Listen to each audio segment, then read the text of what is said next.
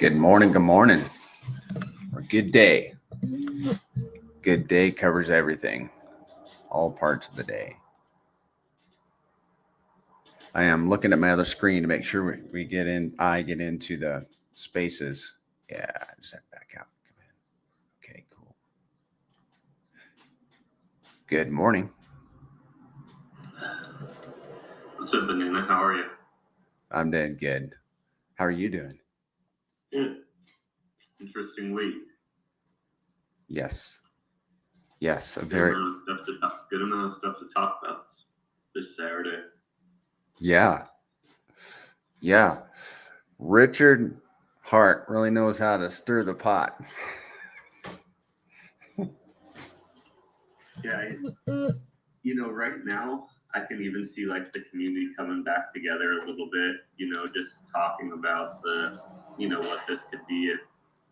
For me, it really seems like by giving us hints, it's kind of really drawing people back together and giving us something positive to work around. So that part's really cool too. Yeah. Yep. I like hearing that. I like it when people are, working together and not divided. United we stand, divided we fall, all that good stuff. And I think it's important. And I like it when we're working together as a team positively, and hope on the horizon helps with that.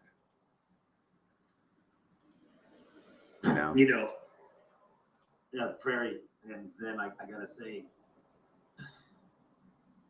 the fact that Richard has started this process out in the open with very specific things that are happening, if that were to be walked back at this point in any way, devastation. In other words, what I'm saying is it's starting. And if you don't have your eyes open to see that, you've got to be out of your mind. You don't start a marketing campaign out of the open like this at this point in the cycle and then have a walk back. Right. And another thing I think you were hinting at is that the timing had to be right. Yeah, it's obviously what's happening is it's not standard. It's not some small fry kind of thing. It aligns with what we were sharing 3 weeks ago when he said you don't just do some BS campaign for marketing. You do mega legendary campaign, right? Which this is obviously going to be a big part of that. So, but my point is psychologically for me, if I'm Richard, Zen, maybe you could talk about this, but if I'm Richard, I'm not putting this kind of a thing out there unless I'm taking this all away. It would be kind of counterproductive, in fact, to do that. Yeah, and his marketing is going to cause such a buzz. In my opinion, I think everybody's going to be talking about, whatever it is that they're receiving. I'm assuming that it's going to be something highly, of value that's going to cause a buzz. That's the intent of the marketing piece. And when they show up to work on, after getting the mail piece on Saturday or whatever, they're going to show up to work on Monday and tell all their buddies about what they just discovered. That's what I think is going to happen. And it's going to cause kind of a viral effect across wherever those mail pieces are dropped. It's going to cause a buzz. Well, the funny thing is, it's already starting to cause a buzz in the community and with haters. Exactly what the post said. Like, you're already starting to see a buzz about it, right? Haters are starting to talk about, oh, what the hell, and tagging him into the FBI and the Interpol and all this and that, right? Yeah. Well, that's part of the not only is it normally part of the process, but I'm sure it's a positive part of what he expected from, from his massive marketing campaign. Because haters draw attention to PulseChain also. It's like I get negative comments on my Twitter and I just leave them there. I don't comment, but I just leave them there. They help the algorithm.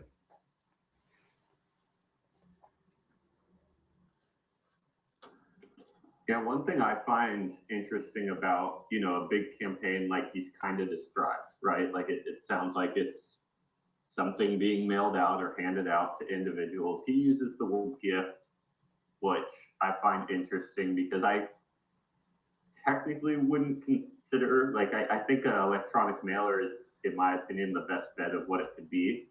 But then that's difficult because I don't know if I would consider that a gift, but maybe Richard considers that a gift.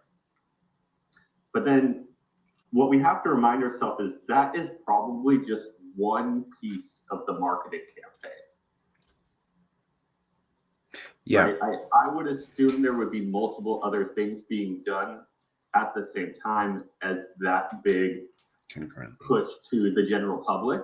Like I think also we could possibly see some new videos being released. I think also we could see some price appreciation because in crypto, really green candles is the best marketing, at least to already crypto users. So I do think it's going to come in like, I almost feel like right now on PulseChain that we have like a dam just holding back tons and tons of water, and that dam is going to give out soon, and it's just going to be a flood of people coming in. I'm sure Richard Hart is familiar with the compound effect, whereas like you can do, like, let's say you do a mailing campaign this week, and next week it's boosting posts on Twitter, and then the following week it's something on YouTube, for example. And that would work, but the compound effect I'm talking about is like all three at the same time, compounding the effect. So you don't just have 3 waves, you've got 3 times whatever the compound effect would be, a multiple of, maybe you end up with a 5, something like that. And I'm sure he's familiar with that, and that's probably, I'm guessing that's what he's up to. He's going to come out of the gates with several different tactics. Yeah, like I don't know how many of these he's putting out, but I was kind of looking at like cheap prices for if it is a mailer, and it looks like you could buy them in like small bulk orders for $10 a piece. Obviously, he didn't buy it in a small bulk order; he bought it in a massive bulk order. So I would think he could probably get those prices down in buying millions at a time to like, I don't know, $3 a piece. I'm open to people's, what people think on that. But if you're going to send $1 million out, and let's say they cost you $3 a piece, and that doesn't include shipping and all these other things. Like, so let's say just that push alone is $5 million. Like, I don't see a situation where if you're going to put $5 million into a more general public marketing campaign, you wouldn't also do some of the more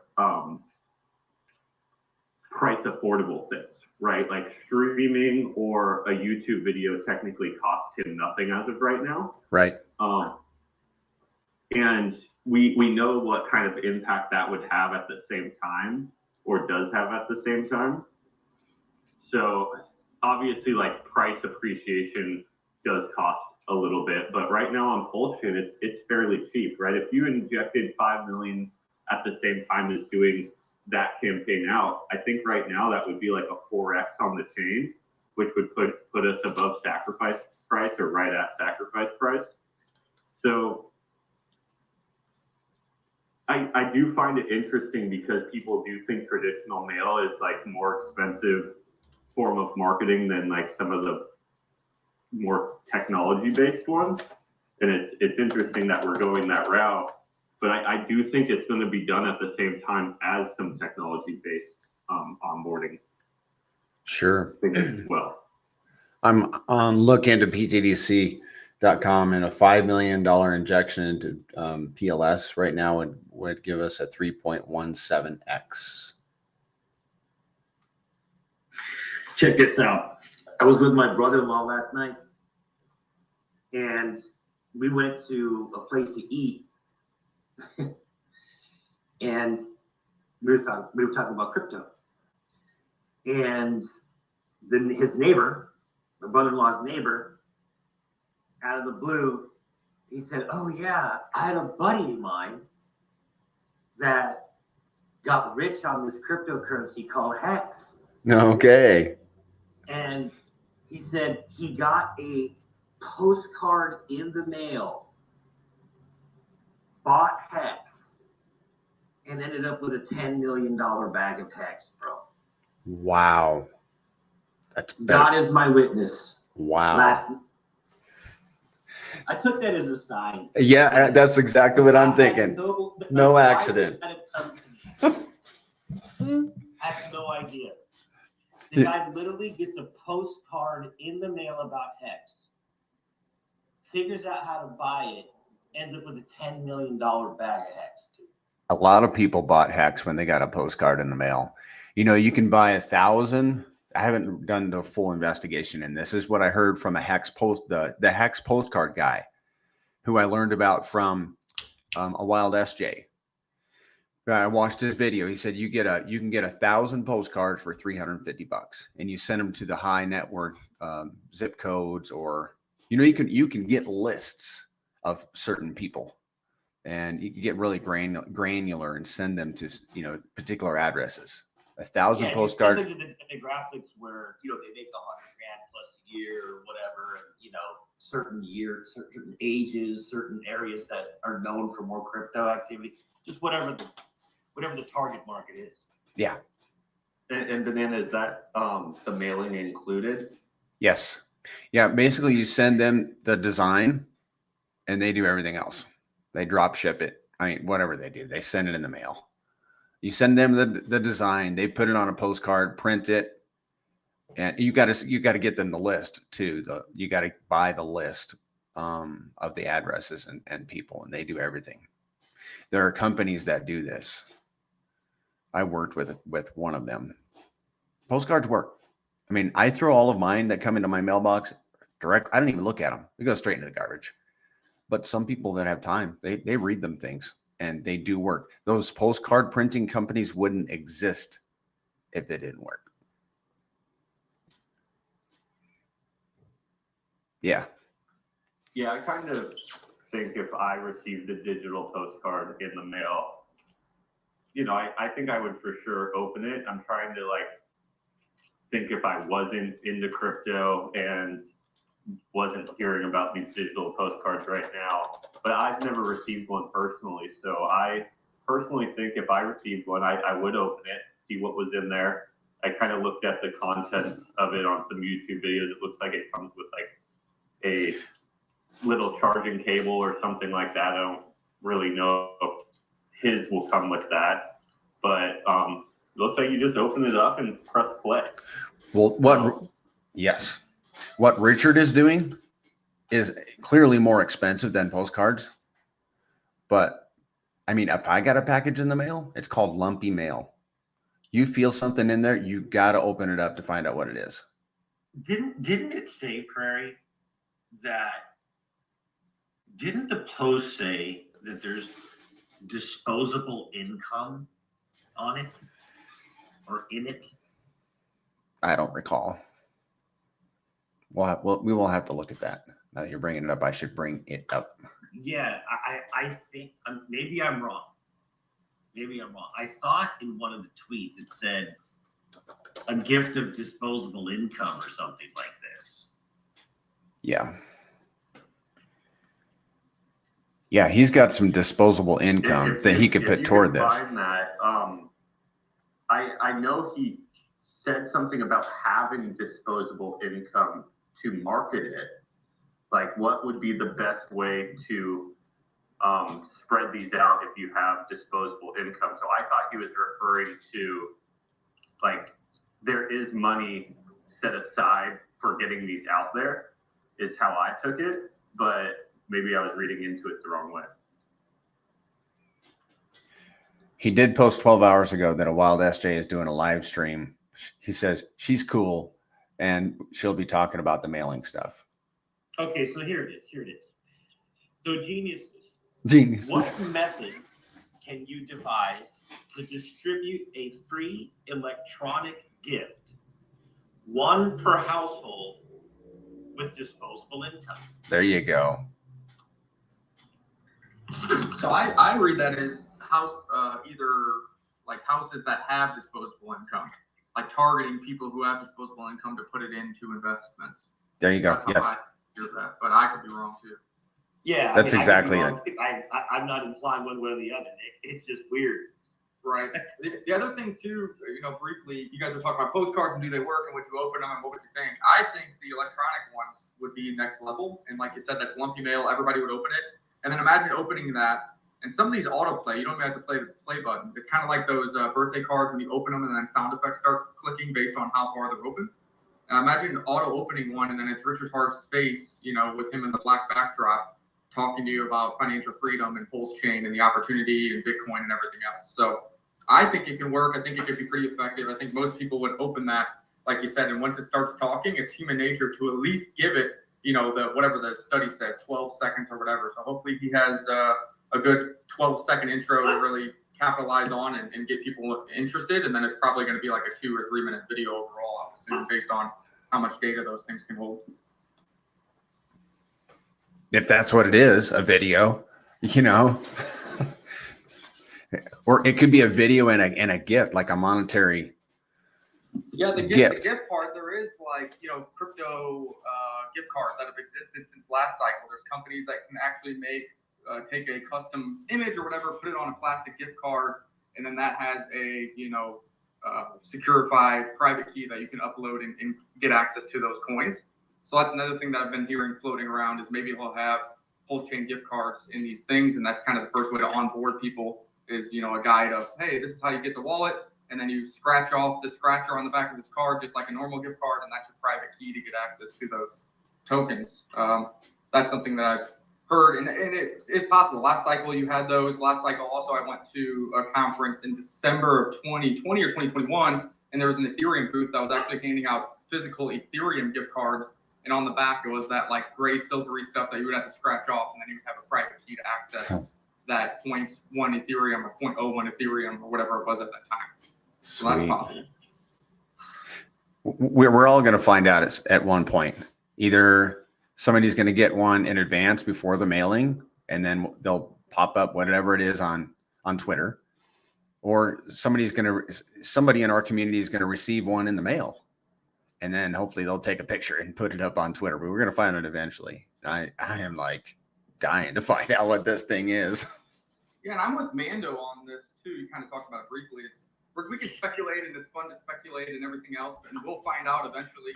But I think nonetheless, for Richard Hart to be so open about this happening and giving timelines in his original video saying God candles can happen at any moment, and then now talking about 1 to 2 month time horizon, that kind of lines up with the SEC case being over. That lines up with the potential settlement with Interpol, and the fact that he's laying this out and giving you the timeline. He is the type of person to kind of do these things and then not deliver. Like in software, did PulseChain get delayed? Sure, but ultimately it still got delivered. And I think Richard Hart, after beating the SEC, isn't going to do false promises and risk other lawsuits moving forward. So I think everybody should be excited for the activity Richard's doing, the funds that are apparently being done, and then also talking about those shipping containers. He provided a link to get in that group. I hopped in that group. That's super active. Almost immediately, people trying to figure out logistics to store, hold, receive these shipping containers full of these gifts or whatever they may be. So, I mean, exciting times ahead. And if you know anything about the 4-year halving cycle, the end of this year should be euphoric for Ethereum, which is going to just help drive the speculation and upside of PulseChain as well. So it's fun to get on these and speculate, and we can debate on what it's going to be. But I think really just the messaging that Richard Hart's putting out should be plenty enough to get people bullish. Yeah, the dominoes are coming out of his account, and they be falling back to back to back now. It's a verbal, Richard definitely is very smart. I mean, it's obviously going to get people talking again. It's obviously driving some kind of momentum in terms of bringing the haters out, as well as getting the community talking. There's a legitimate thing going. Richard doesn't BS. When he says things, they're very to the point. I mean, he's literally giving you dimensions. He's giving, it's something that it's like the genie in the bottle. It's like the saying, the cat's out of the bag. You can't, Once that starts to happen, the dominoes start to fall. I don't see Richard doing things like that where there's a pullback, if you will. It just seems like this is the beginning of the plan, in my opinion.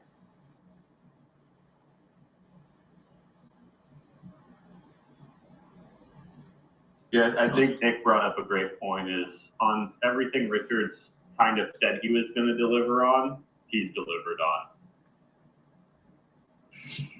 A little bit off topic, but this Ethereum strategic reserve narrative has been going on, and we see Sharpland Gaming bought a bunch of Ethereum, and Joe Lupin, the co-founder of Ethereum, says, hey, they're not just buying, they're going to be putting it to use and earning yield with it, whatever. Does anybody know if the PulseChain Sacrifice wallet has that Ethereum staked and has been earning yield this whole time, or has it just been sitting in a wallet idle?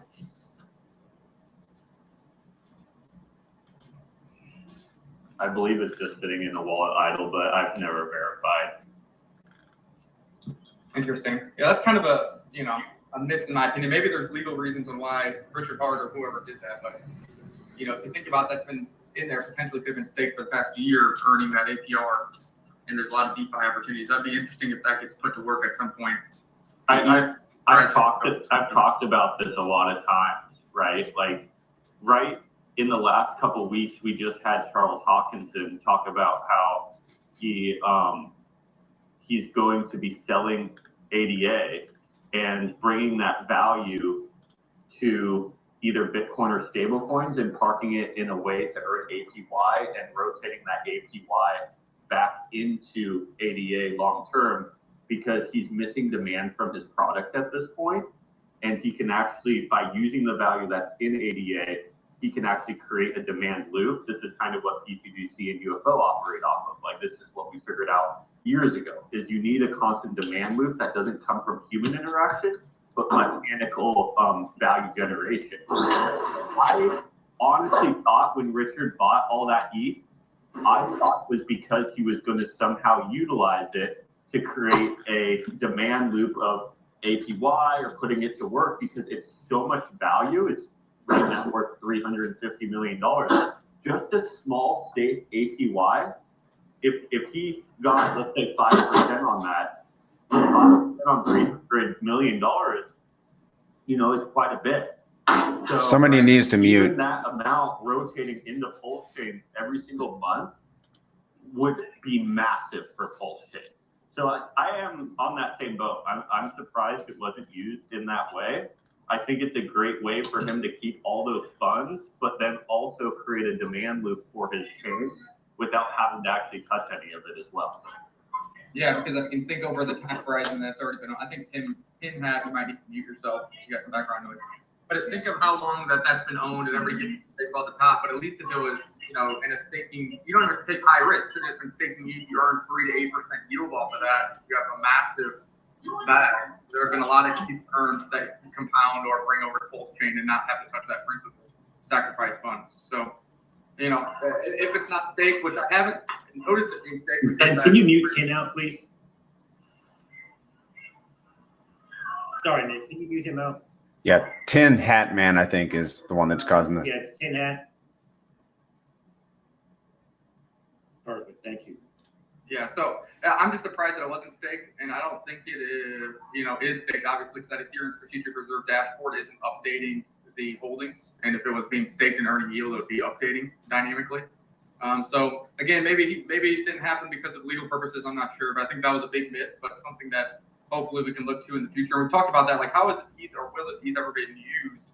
I think using it to generate yield and then bringing just the yield over the PulseChain and keeping the base over on ETH would be. Well, Nick, where are you going to go? Like, where do you see large, entities with that amount of Ethereum going right now to earn yield where you can trust it? He could have started by being a validator on ETH network itself. Yeah, but outside of that. Right. Nothing yet. But that's why I brought up the Joe Lupin stuff with the SharpLink Gaming, because he says they're going to be doing, strategies, and since it's a publicly traded company, who will have to release those strategies transparently. And maybe Richard Hart or whoever will look at what Joe is doing, the co-founder of Ethereum, with publicly traded companies, Ethereum Strategic Reserve, and maybe produce some yield. They're producing yield for shareholders. Richard Hart could produce yield for PulseChain participants. But yeah, I guess the topic really just started off. I was just wondering if it was staking or not, and you kind of missed out on 3 to 8% APR over the duration. That could have been quite a bit of Ethereum, especially before it rallies here, hopefully the end of this year, next year, whatever it may be. Yeah, I think he has a few options. I think the validators would be a good one. I think he could also create liquidity pools with, let's say, ETH and stable coins and stuff like that. Even if he felt uncomfortable with providing liquidity on like Uniswap, he could always create a massive liquidity pair on PulseX with the wrapped versions or something like that.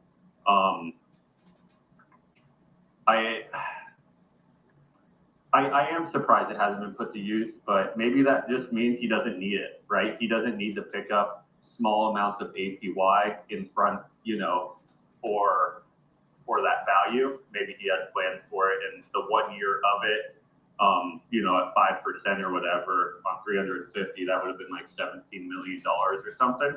Maybe he wasn't worried about that amount. I wish I didn't have to worry about $17 million. It's obviously a lot. $17 million into PulseChain right now would send it like 12x. That would technically pay for that whole marketing campaign and then plus some.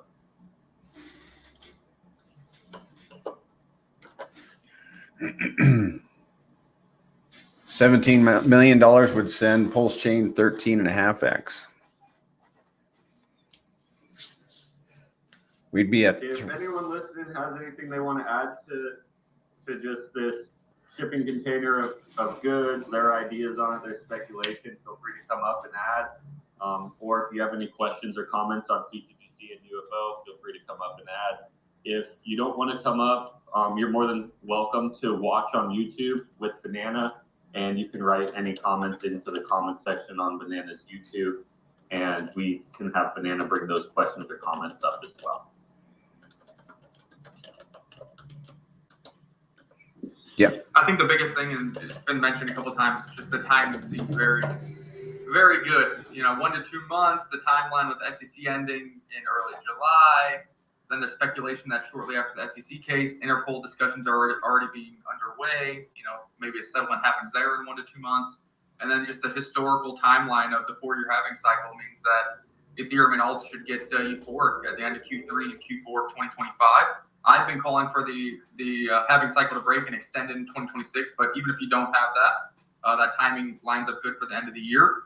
And, the market is still saying that 2 to 3 interest rate cuts need to come. We haven't had any yet. There's an opportunity in July. There's another opportunity in September, which means that quantitative easing is in play, which means more houses save. More households will have discretionary income as they can get money cheaper. Their interest rates go down. Their monthly payments go down.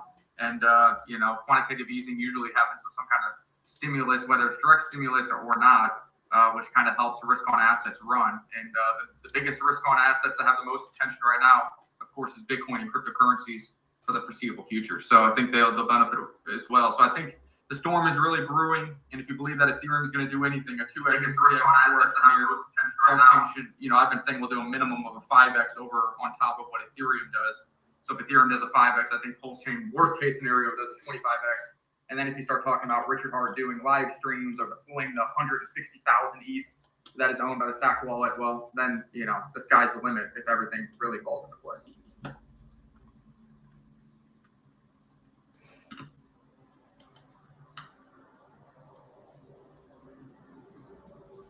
Banana, do we got anything on YouTube? Nothing on YouTube. It's just people saying good morning.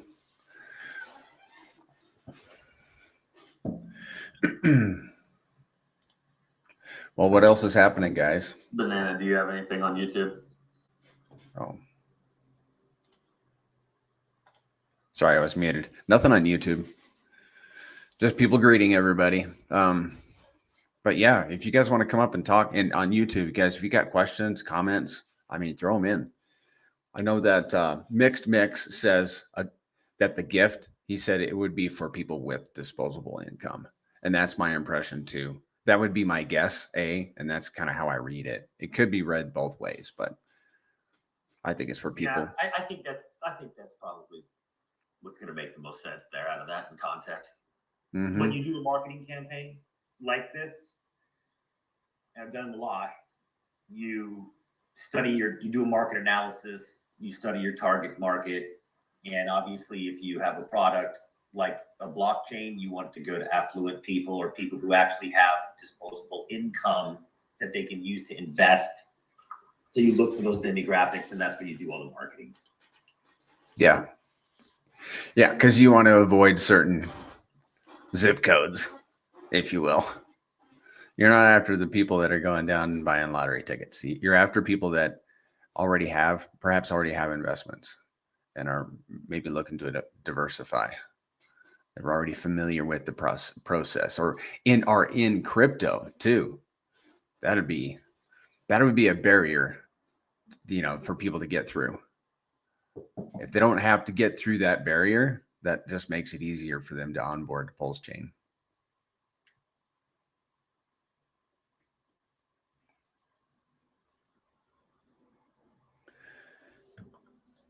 Yeah. Who wants to jump up and chat?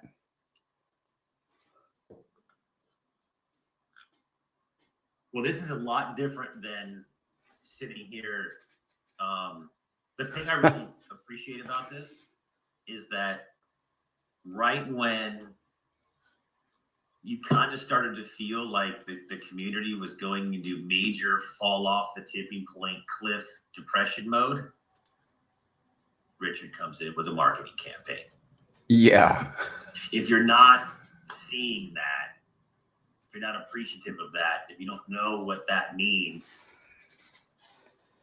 I don't think I can help you. I mean,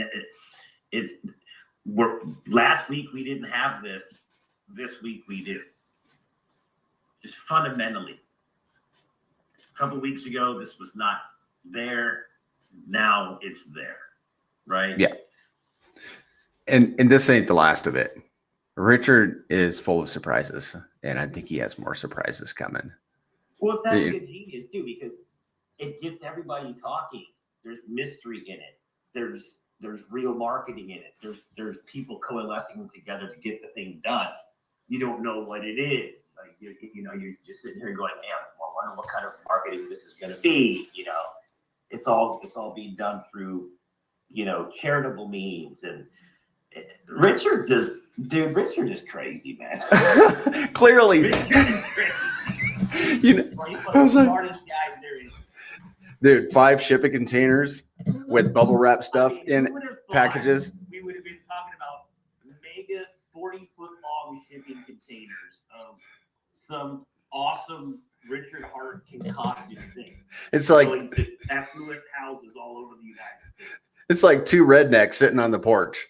They're starting a business. It's like, let's go big, man. What if we had unlimited income or unlimited disposable income? What would you like to do?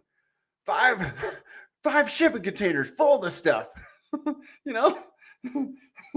That's crazy, man. But crazy works. You want to know what else I think is really neat is that, Richard's always talked about that because he's been a marketer for a very long time. He's talked about the fact that for the years he's been in the business, that he's found that direct to mail just really, really works. Obviously, there's a conversion rate. You send out 100, you're going to convert, 5. 2 to 5. Yeah. The grand slam home run, right? Yeah. But the fact that he's always said that, and then now looks like there's a megalodon version of that about to happen. That's there again. It's not just Richard talking out of his ass. It's Richard actually doing what he action. He's taking action, man, and I love that. He's a man of action. Yeah. Mix says it'll probably be delayed by 2 weeks. And my response would be, that's okay. When it happens, it'll happen. You know how many people out there, they got $17 million burning a hole in their pocket? $17 million, 13.5x is PulseChain right now. And there's a lot of people out there with millions that they would put into PulseChain if they just knew about it. And they further, our goal is to get them into the Grays currencies, okay? Because they're what do you call that? I keep forgetting that term. They're an index of all the best assets on the chain. So yeah, come over to PulseChain, get you some PulseChain if you want, but you know, the Grays currencies are probably going to outperform the layer one, have a strong history of that. And so we want to get those people over onto PulseChain, into the Grays, and then they can branch out from there if they want. You know, Zen was sending me some amazing information. Yeah, I'm not even going to say what it is. Maybe it's not supposed to go out. Some of those numbers, Zen, I was like, are those right, man? Oh yeah, I think I know it. I might know what you're talking about. And I saw some of them. I don't think it's finalized yet. Maybe Zen could comment on it. But what I was able to discern, I was like, oh yeah, baby. Oh yeah. Here we come. Yeah, I'll tap into it a little bit. Pretty much what I was creating a calculator on is I was taking the 6-month moving average of pTGC, the 6-month moving average of PLS, and then also taking the 6-month average of volume for pTGC.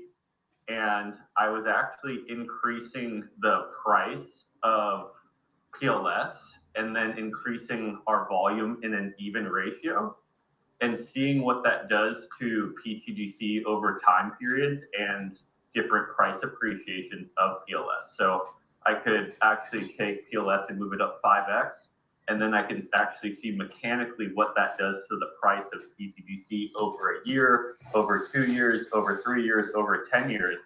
And you can also, and Banana, I think you have data on this, you can also increase PLS more than 5x. You can go 10x, you can go 20x, you can go 30x, you can go 40x, right? Like 40x right now is just 10x above stack rate.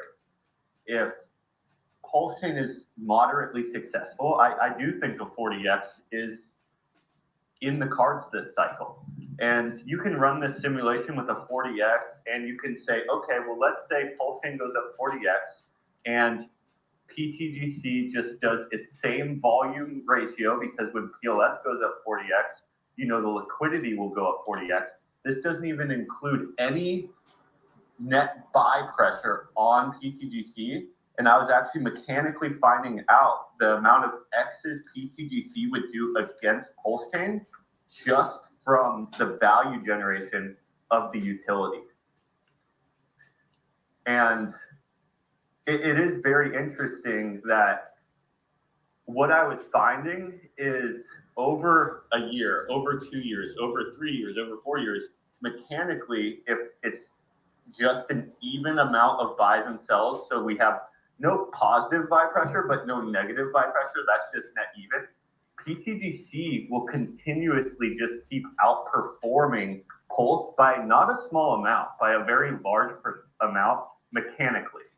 Now, if you start factoring in a few other metrics like buy pressure, the numbers kind of get crazy. And then also, if you factor in a multiplier increase of volume as price of the chain increases. I think in the past, when PulseChain went up 3x, our volume did increase a multiplier. It was like a 2x multiplier. So if you also start incorporating a multiplier to the volume as price of PulseChain, the numbers get absolutely crazy too. And again, these numbers are just with the utility mechanically generating revenue, and then that revenue going back into the pTGC price, which we know it does, you know, the buy and burns. So it is interesting with this protocol that you can actually create a calculator to help simulate the future.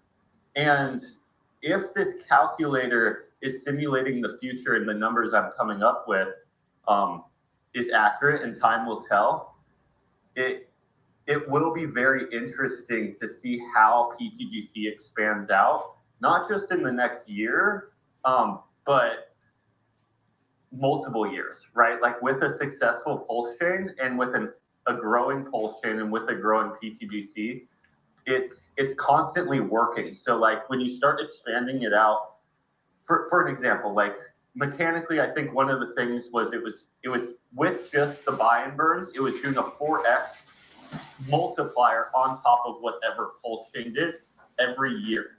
So, and this is with zero buy pressure and sell pressure. That was just a net zero, or with the buy and sell pressure, but it was just equaling zero. So this is no additional buy pressure. We're ending up with like a 4x over whatever pulse chain was doing, with an even amount of volume appreciation with price appreciation of pulse.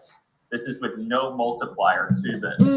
So when you do a 4x and pulse chain does a 40x, well, now you're at, you know, a 160x.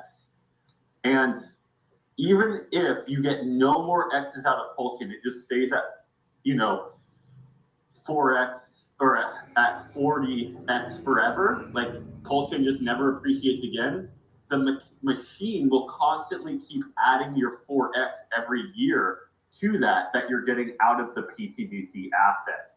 And then if you start factoring in pulse chain going up throughout those years as well too, the numbers get absolutely crazy. And again, that's with zero net buy pressure on pTGC price.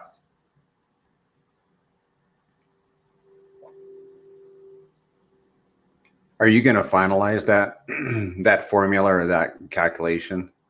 You wanna summarize that now? Thank you. Would you mind summarizing in like maybe 1 or 2 sentences?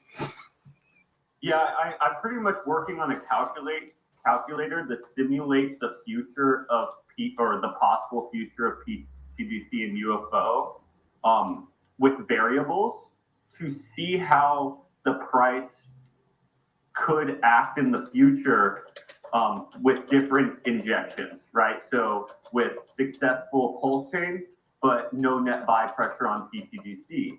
Successful pulse chain with buy pressure on pTGC. Successful pulse chain with volume increases. And we can actually, by creating this calculator that I'm working on, predict what the future could hold for the pTGC asset, because a lot of the variables of pTGC are mechanically somewhat controlled.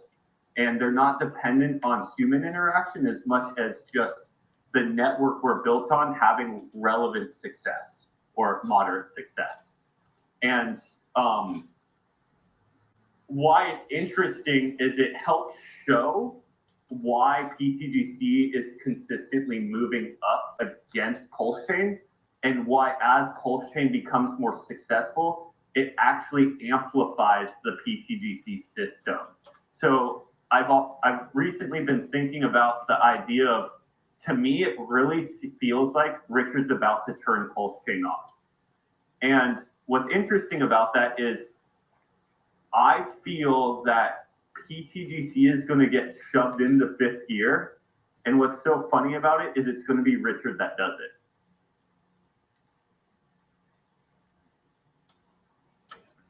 Without even knowing, right? Like he doesn't know he's pushing pTGC into 5th gear, but by just turning his system on, that's what it does. That's the beauty of the design. Yeah. The beauty of the design. Yeah. And yeah, so pretty much I'm just building the calculator to see what happens to pTGC mechanically with just pulse chain getting turned on different levels. I think that's probably the easiest. So you can actually predict what pTGC does mechanically with pulse chain going up 5x from here, 10x from here, 20x from here. So how is that different though than just what Colin got us on the Moon Map calculator, where we can do something that like what's the difference between that and what you're talking about? Yeah, so on the X, like when we talk about the X multiplier, we're plugging in a number of a 20x for pulse chain, and then we're coming up with a number like, okay, and then I believe pTGC will do a 5x, right? And then that's, you know, let's say you do 10x or 20x for pulse chain, 5x for pTGC, you're like, okay, pTGC ended up with a 100x, right? But what I'm actually trying to figure out is okay, if you put PLS doing a 20x, why are we picking to add a 5x? Are you saying that you think we're going to do a 5x over PulseChain because humans are going to purchase PTGC? I believe people will purchase PTGC, but how many X's will we receive just from the machine, just from the automated functions within the PTGC system? And what I've found is you'll receive roughly a 4x every single year just from the automated functions built on top of PTGC if volume still stays the same ratio that it has for the last 6 months in comparison to the prices for the last 6 months. So in other words, if we use the Moon Math calculator, you would just have 0 X's on that, put whatever X's you want for the mean of PulseChain. And then what you're saying is the focus is on what the actual mechanics are doing without any X multiplier built in to give us X on top of the reflexivity of the pools. Yeah, so what I'm finding is you can actually give PTGC an X multiplier just from the machine and from no human interaction. And then the human interaction side of that is another X multiplier on top of that. That's pretty awesome, man. Yeah, and obviously, if you get massive amounts of cell pressure, that takes away that that multiplier by the machine, because let's say, for example, the buy and burn. The buy and burn would just be buying out those sellers. So a lot of simulation that I'm creating is 0 net buyers, or pretty much 0 net positive or negative in buying and sell pressure. Like, we can have buyers and sellers, but as long as that stays even, what does the machine do on its own? And what I'm finding is, very basically, if we keep these ratios that we're in right now, PTGC alone is producing like a 4x over whatever PulseChain does. And that's only mechanically. But what we found with the PTGC system is when value flows into PulseChain, a good portion of it actually makes its way to PTGC, the human interaction side. So it's actually way more extreme than just that. But I like to figure things out without the human interaction, because then as we get the human interaction, it's just a massive multiplier. Like, what does this machine do alone, right? What is the base level of this machine? And what we're finding is there's a massive X multiplier built into PTGC on top of PulseChain with just the machine alone, without even any human interaction.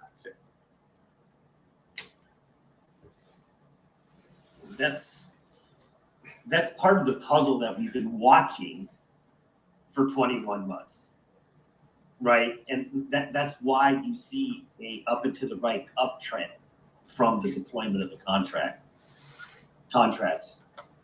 There's no question about it. Yeah, and that's obviously with PulseChain not doing any X's. So I think right now it's just a combination of the machine, and then the human interaction obviously has helped us as well. And I think we'll always get that human interaction when the value flows into the market. I think it will find a place in PTGC and UFO, especially if we can show visuals of what is actually happening in the background. That's why I'm trying to build this calculator, which is a simulator, right? The fact that all this is going to happen as is never accurate, right? Like, we don't know the exact volume of the future, but what we can do is study the last 2 years of performance that we actually have to go off of. A lot of people don't have 2 years of success to go off of to help predict the future, but you can with PTGC. Like, one thing that Banana brought up is last time PulseChain went up 3x, our volume actually increased more than 3x. I think it went up like 8x or 9x. So there was actually a 3x multiplier to the volume as the price of PulseChain went up. Do I think that's going to happen evenly throughout the whole system? I don't think it will, because if PulseChain does a 20x, that would put our volume increase at a 60x. And the numbers that happen there are insane, because that would mean mechanically we would be producing a 12x without human interaction over anything PulseChain does from the calculator that I built. So I like to kind of bring everything back to more moderate numbers, because not because we haven't done it in the past. These are actually the numbers we've done in the past, because the numbers get absolutely insane. And then where I was spanning out the time frame, so I have the number to where you can adjust the time frame. Because right now, like, I'm talking about 1 year. But a lot of people, I believe, that are getting into pTGC have a longer term horizon, right? Like, look at where we are on text right now. We're already out 5 years, 6 years. So what happens when you don't type in 365 days? What happens when you type in 1,000 days? The numbers we're getting to $1 of pTGC very, very quickly in these simulations.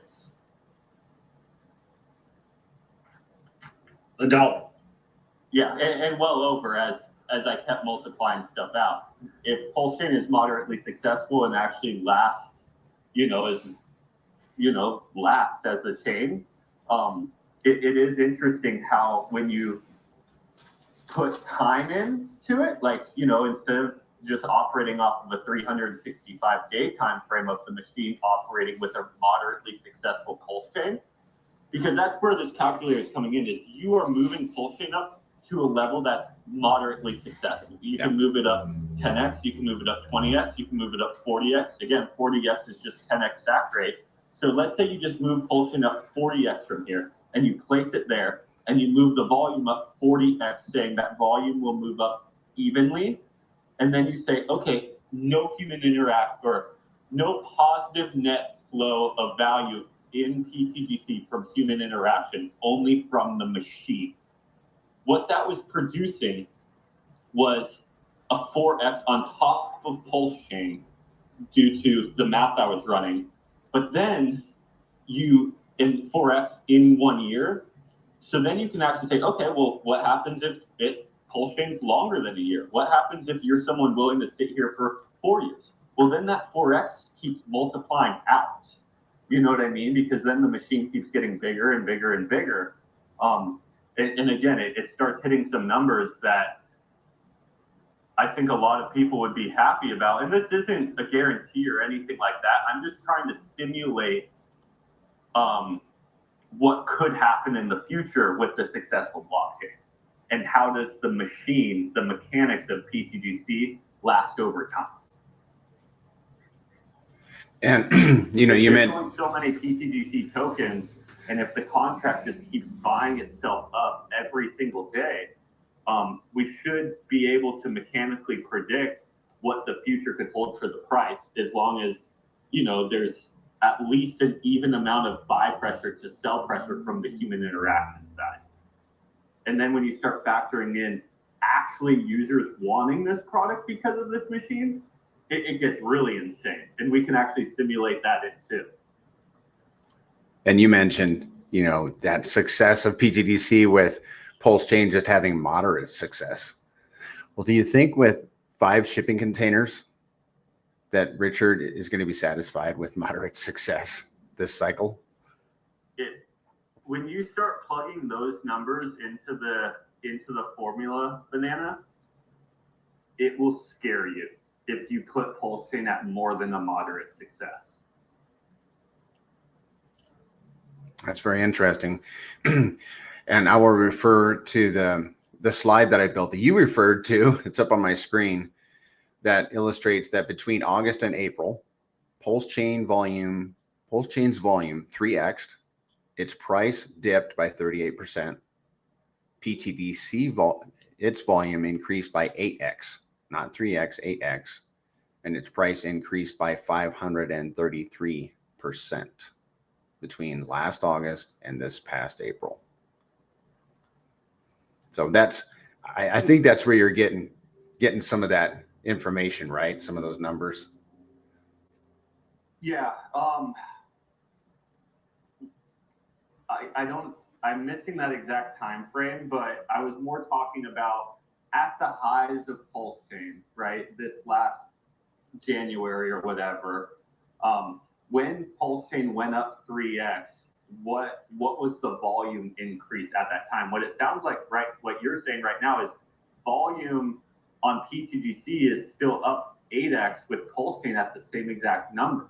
This is just pTGC just growing, right? So that's a very interesting metric. What we're finding is pTGC's volume has actually increased 8x in the last year or whatever, obviously somewhat due to our community growing and the price increasing of pTGC. But PulseChain is just flat, right? PulseChain is actually below the price of where you're even talking about. So what we actually have to think about is, okay, well, what actually happens when PulseChain's price starts increasing? That actually mechanically increases our liquidity, which actually mechanically increases our volume, which also should increase human interaction on this chain if we're actually onboarding new users. And again, these numbers that I'm simulating in this calculator,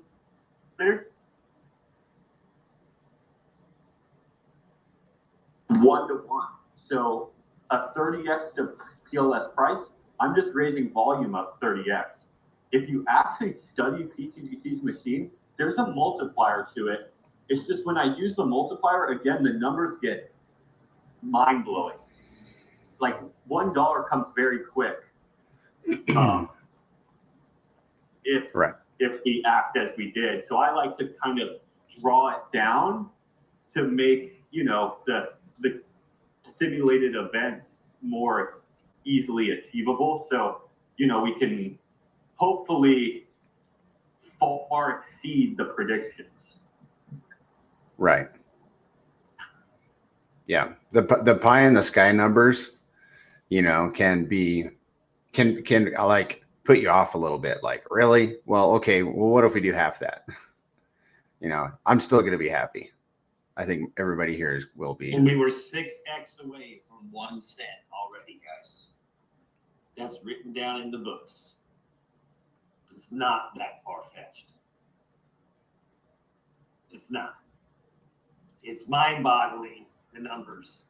That's why people who understand it are in this space, in crypto in general. It's the only place on the planet where that can actually happen.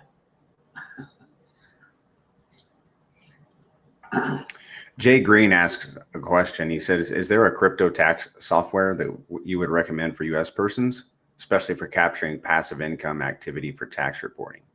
Thanks. I have heard some, but I don't have one top of mind. Yeah, I use a professional firm personally, but there are multiples of them. You just Google them and the main ones will pop up. Yeah, I'd say, yeah, you could Google them, Jay Green, or ask in ChatGPT, or jump in the Telegram. I'll post the Telegram in the chat.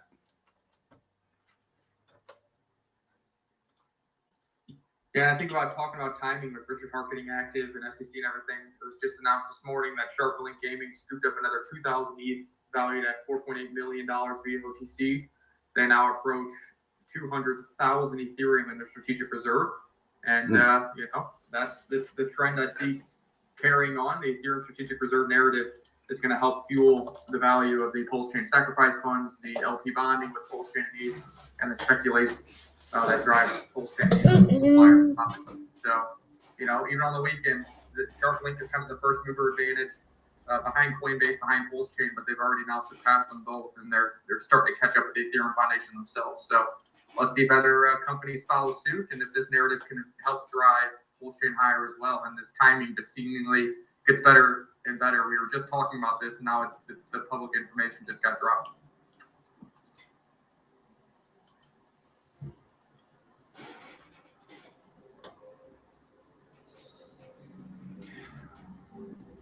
It's nice to see pTGC and UFO moving up against Pulse this week. I think we're 6 days of green candles against the layer one this week, you know, 6 days.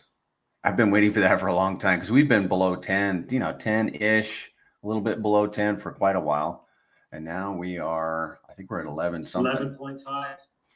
I guess the bullish thing too that hasn't been talked about in this call yet, and maybe you have the data for every 8 hours in.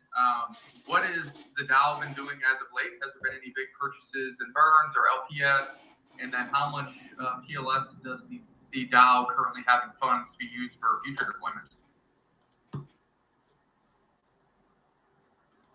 In the last week or two, we've done a few buy and burns. So they weren't massive amounts of value. I think they were both like $7,000 each, just due to where PulseChain is in price. I think it was 300 million Pulse each. In tokens, that's value though, man. Yeah, in quantity of tokens, if you take the amount of tokens that we did buy and burn, and then just like, let's say we go back to all-time highs, like those are technically $30,000 purchases. If you look at where Pulse is right now and getting that Pulse into the liquidity web via buy and burns, I think all that stuff is very important and definitely overlooked when the prices are, brought down, suppressed to these levels, but very, very rapidly, it can change. In the last few months, right? Like I don't know the exact number, but if I had to guess, I would think there's been $500,000 of buy and burn pressure on pTGC through. Without a doubt. Yeah. And that's at the lows of PulseChain. Like I think all of that is definitely below half of SAC rate.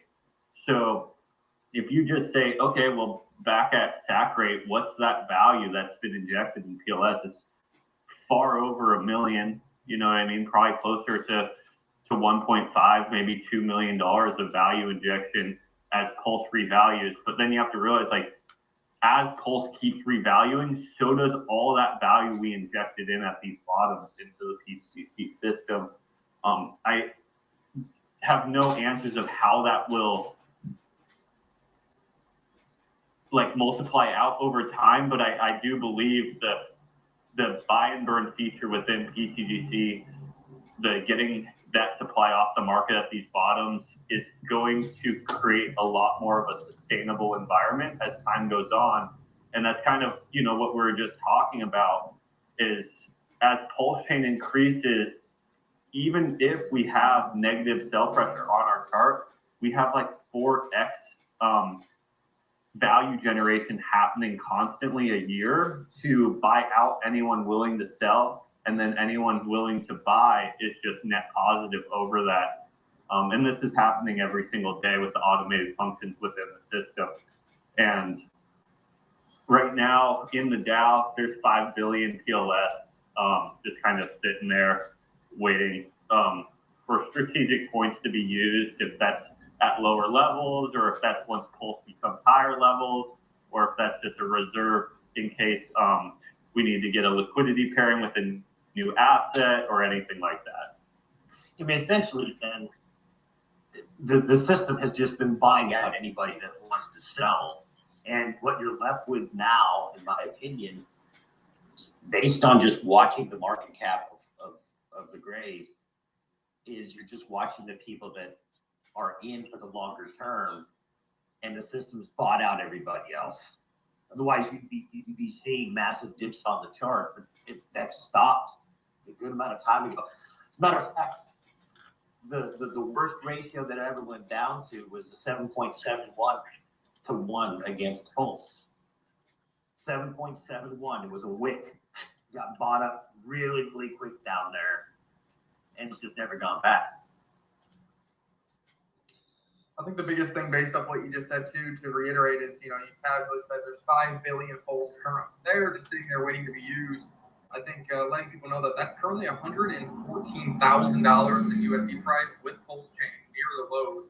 Ask yourself how often does your favorite altcoin or meme coin or whatever you're in have a reserve of $114,000 to be used to benefit token holders? It's pretty rare, and with each day that passes, every trade that passes, that DAO is getting additional PLS. Plus, if you believe PLS has any upside, say if PLS does a 10% green candle today, which it's done many times, that's another, $11,000, $12,000 in economic power produced based off the reserves that the project has. Yeah, it really starts to add up, right? That's just like what's sitting there as the reserve from the DAO. This was kind of part of that simulation that I was creating with the calculator. Like with PulseChain going up and with volume going up evenly, the amount of value that starts to get generated from the machine is pretty remarkable. Not all of that value would stay in the system. Like a portion of it goes to stakers in an APY and to holders in an APY, the staking rewards and the holding rewards, which technically can get sold back into the chart. But you have to realize like a good portion of that probably doesn't get sold back into the chart. And if you actually look at the amount of value that gets generated at higher levels, like it's crazy to see. Like for an example, in the last year, I think between pTGC and UFO, we've probably generated around $10 million of value. And keep in mind, there hasn't even been an event in the last year where PulseChain was above stack rate. So the pTGC and UFO machine could generate $10 million with prices below stack rate. Well, what happens when prices are 10x above stack rate? Very easily, that can be $100 million of value generation for these decentralized and automated systems. And the sweet thing about decentralized and automated systems is there's pretty much no overhead. There's no employees, there's no building, there's no nothing that this machine has to pay for. That value gets to go 100% back to the ecosystem. And I do believe that it's not only about looking at that DAO value going back, but there's a lot more going back as well. There's the automated function, there's the auto LP ad, and even in a way, the staking and reflection rewards are technically going back to the system for at least a time period. And either that user is getting paid out because they're exiting that APY, and that's important too, right? Like users within the system deserve to be paid out. They're going to either take profits from that APY or from the price, At least the APY they receive is from a value that's generated, not from just selling the price down from no net positive in. So I think there's a lot of things that are adding to the system that a lot of people don't realize right now because we're dealing with smaller values. Very, very quickly, PulseChain can make these values larger with it increasing the volume, with it then increasing the value generation. And it will become easier to comprehend, right? Like when you're dealing with smaller numbers and it not happening rapidly every day, for an example, right now, it's like, okay, $10,000 a day, $5,000 a day, 5,000 going back to the machine. Well, what happens when that's $100,000 a day and you can see it with larger numbers, right? People tend to pay attention to larger numbers instead of smaller numbers. And I think once the larger numbers do start to happen, it will get people's attention. They will start doing the same math that we're kind of all running right now and seeing what the end result is, especially if, this tool I'm trying to work on, the simulator, if it comes out and people can actually play with it with just data that it's taking in. I also want to somehow add in like previous year data so they could use that data from the previous year to help them simulate their calculations. I think will really start to open people's eyes.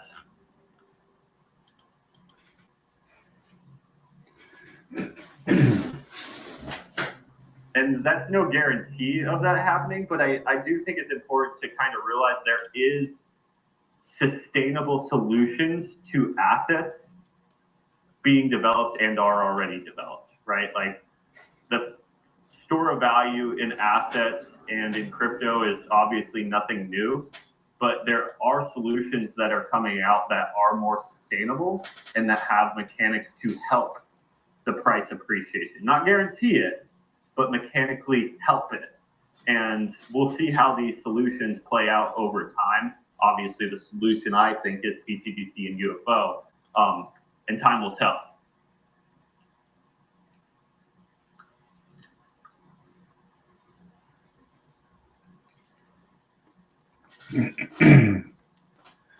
Something I discovered from being on these spaces is I can follow people. Like I find people that I'm not following, and then I can just follow them right from the space, because there are people of like mind, right? People that are going to be in a space like this are definitely people want to follow. So that's a hint, guys. If you guys want, and we should be following like a certain amount of people for the algorithm. It's, you want to have like 25% of your if you're following if 1,000 people follow you, you want to be following about 250. I think that's how it goes. Then the algorithm prefers you, and you can find good people in this space. And there's something else that helps the algorithm and helps this space get in front of more people. It helps convince Twitter to propagate it across Twitter, and that is by hearting. Like you can select the little emoji button and select a heart or a 100 or raise your hand. But if the spaces are active, then Twitter promotes the space.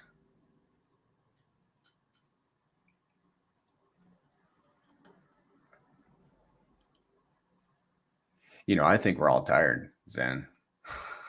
I think we're tired from 3 to 4 years of bear market.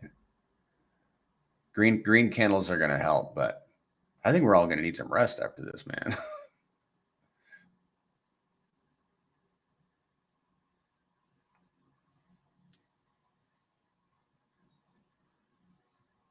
Yeah, and that again leans on the fact that pTGC doesn't rely on human energy and emotion. pTGC is not going to rest, you know, after these green candles come. I do believe a lot of people in PulseChain will probably rest. I actually think when some value starts flowing into PulseChain, you'll see a lot of the people that have been here for a long time actually start to leave. I think they're pretty worn out. Didn't expect to be in the situation for so long, and I do think you'll see a new group of Hex PulseChain people get onboarded this cycle from probably these postcards and stuff like that, and some of the old people that we recognize kind of just slowly disappear into the distance. Not in a, I don't mean that in a negative way. I just, you know, I think a lot of people who have been here are a little bit drained from the cycle. Yep. There will be attrition. I don't know if it's going to be like 5% or 20% or what, but yeah, some people, and I've heard it. Some of my buddies are like, I'm out. At the top, I'm going to retire. You go, man. Congratulations. I'll probably still be here. Just, you know, everybody needs something to do. The thought of retiring is great, but and I can still do that. A guy can still retire from crypto and be active in the community, you know, producing. And the main thing I'm looking at right now is just the fact that it appears that this market cap is the floor for pTGC at the floor of PulseChain. Wow. That, looking back, you know, under $100,000 market cap or whatever, deployment of this thing, we're sitting at the double, triple bottom of this thing for PulseChain, and pTGC sitting here almost at $80 million market cap, man. Yeah, it certainly looks like the blade of the hockey stick is near completion, and you know, the shaft is about to begin. On top of that, what was good to see at these lows of PulseChain is there was some massive whales. I know people were tracking wallets that were, you know, selling out or extracting the ETH and selling and doing a lot of things. So, you know, the final shakeout could have been occurring there. It's always nice to see those whales kind of dump out without PLS going to new lows, and then, you know, ironically, right when their bags are getting lower and lower and emptier, Richard Heart starts getting active again, and Ethereum starts to perform a little bit better as well. So, again, the timing is staring you in the face. The speculations are staring you in the face. If you're not taking advantage of being involved on PulseChain, whether it's the blue chips or pTGC, UFO, whatever it is, you know, I think you're really missing out on a life-changing opportunity. And talking about retiring to me isn't just like retiring and doing absolutely nothing, but like you said, Fred Banana, it's like you're able to retire and do what you want to do on any given day, but then when you have time, you can still be active in the protocol level of PulseChain in your investments, be active on the spaces when you want to be, not have to be forced to be. on top of potentially getting out of that 9 to 5 hamster wheel, which I know a lot of people want to do. So you're able to do what you love and what you enjoy is what I think retirement is, not the fact that you can sit on the couch and watch Netflix all day. You can still earn income, you can still provide economic benefit, but just doing something you enjoy without having to stress your day-to-day bills or how you're going to, feed the kids or whatever it may be. That's what I think modern retirement is, and that's what I think the goal should be for a lot of people. Yeah, and the natural outworking of something like that. For example, if you made a lot of money on a blockchain, let's just say on Richard's chain, and it actually was able to retire you or semi-retire you, or just not even retire you, it's just massively bless your family, right? That individual is permanently a fixture in PulseChain. They're going to permanently be a voice on behalf of PulseChain, right?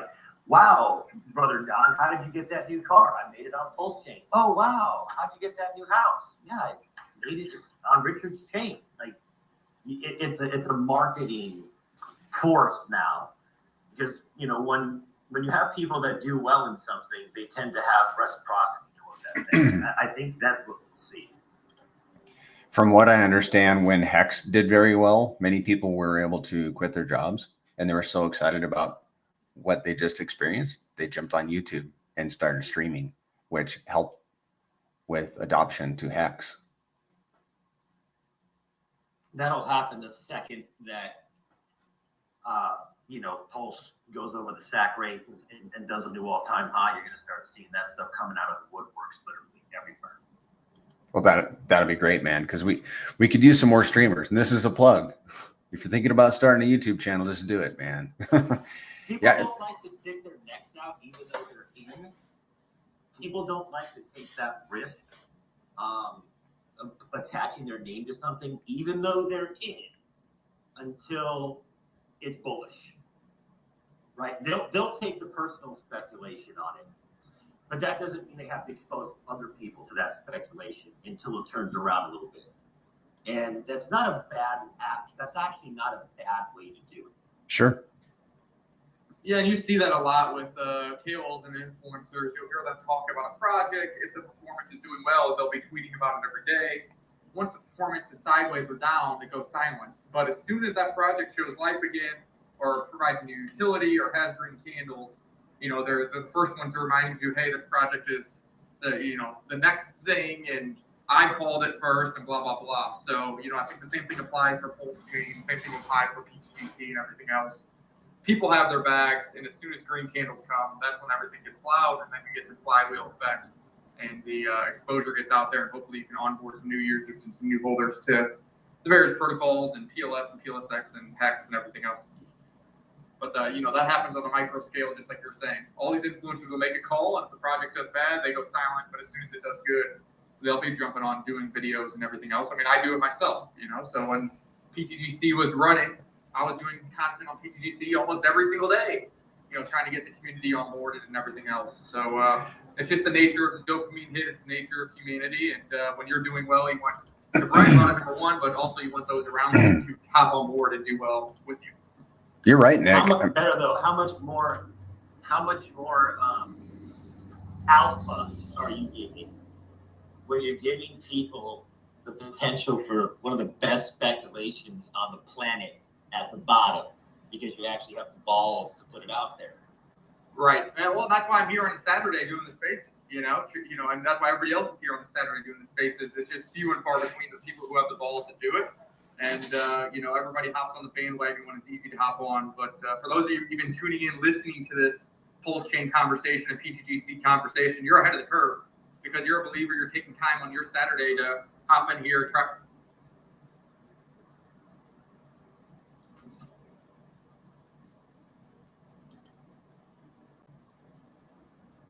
I'm not sure what happened, guys. I'm gonna have to drop out. Sorry, Nick. I think he muted everybody. Sorry, yeah. I put my phone in my pocket for 1 second. My bad. Yeah, I was just saying, even everybody else tuning in and listening to the space, you're going to be early. You're going to be a big winner, in my opinion, just because you're willing to take this time on Saturday to tune in, listen in, get the alpha, see where the gains can be made, see how you can position yourself. And, I think exciting times ahead. Everybody here, you're the diehard believers, you're the gems of the community. But I think I was just replying to Mando and saying, yeah, when green candles come, you'll notice that these spaces get bigger, the voices come out of the woodwork, and the people that have called pTGC or PulseChain in the past will be like, hey, remember when I called that? But the real alpha is if you can get in now, you can get your friends and family now and close. Yes, there's more risk. You're putting your balls out on the line. But if you truly have conviction in the number, in the math, in the future of Richard Hart, then you get to be right in that magic carpet ride as well, because all your friends and family will be in massive gains instead of telling them about it at the next all-time high, and then you got to hear them complaining about every red candle on the way down.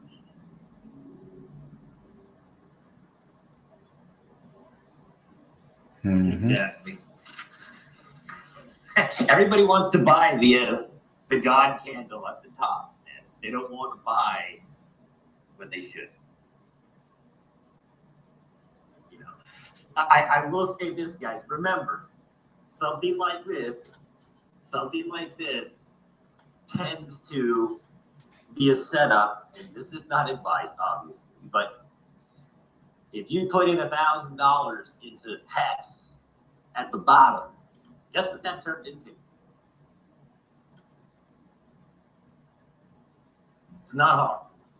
It doesn't take a lot. You don't have to bet the farm to buy a farm if you're speculating on something that's legitimate. I think people are going to miss that statement. They're going to miss that boat. The train, in my opinion, guys, is like when you pull up and the steam underneath the engine sitting there, and oh man, it's like what Richard said in his tweet. The haters are going to come out when I think, is this thing actually going to go? You remember the tweet he said? They're going to start saying, is this thing actually going to start running? Listen to what his words are, guys. I was reading it with Zen the other day. We probably read over it 2 or 3 times. And that was one of Richard's sentences as he's describing kind of this vision. He called it, I like the vision, right? Maybe we should read that, dude, again. A lot of people probably haven't skate through that. Where is that? Are you looking it up? Yeah, let me look that up.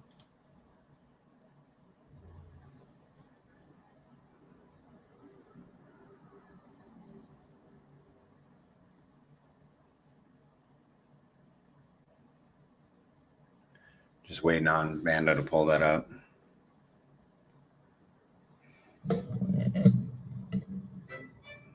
Hello, Liquor from back. I see a lot of familiar faces in the crowd. I'm surprised nobody else wants to come up here and give their input, especially since we're just kind of talking about PulseChain in general and not just focusing on pTGC. So if you have any input on why you think PulseChain's going to go higher, or what's your speculation, or why you're here, I'm sure people would like to hear it. Okay. Yeah, thanks for the invite. Everybody, come on up. It's the PulseChain room. Come up, chat. The PulseChain Positivity Space, hosted by Zen, founder of pTGC. I did find the tweet, so while you guys are raising your hands, I'll read this. And just listen to what he's saying here. He says, imagine this. Ads appear. People that have never heard of amazing peer-to-peer free and open source software do. They see the opportunity and users increase. Haters get mad. How dare you advertise free, open source, reliable software to them? They post their butthurt, amplifying more reach. More users increase.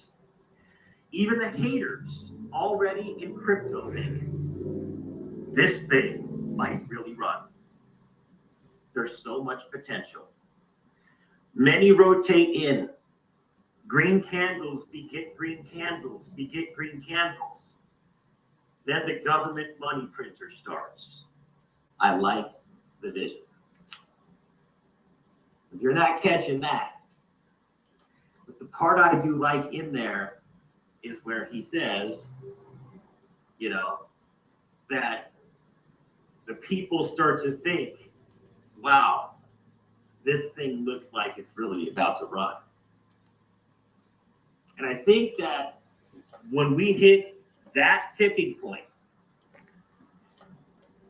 all the faithful people on PulseChain are going to be, they're going to be massively rewarded at that point. That's just my speculation, but it happens really, really fast. Users increase. Even the haters really already in crypto think this thing might really run. There's so much potential. Many rotate in, green candles beget green candles, beget green candles.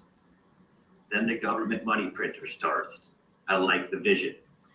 And then he says, the slingshot of the suppression of PulseChain being violently released upwards.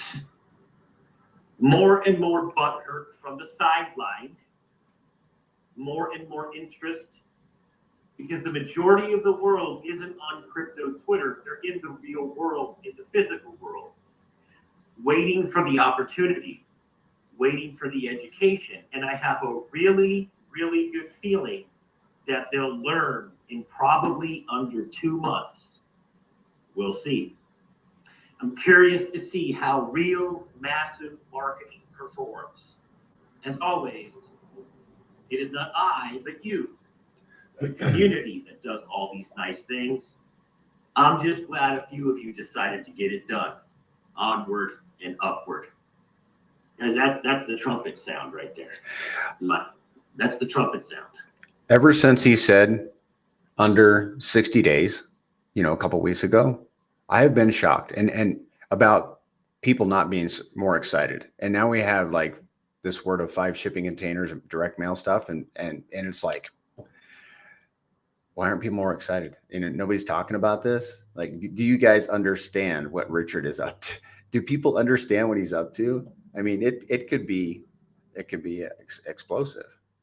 I mean, I don't know what his level of, or his thought of a successful chain is, but if it's only 100x, and it could be more, if Pulse only 100x's this cycle, and pTGC, mind you, has done in the last year an 11x against PulseChain.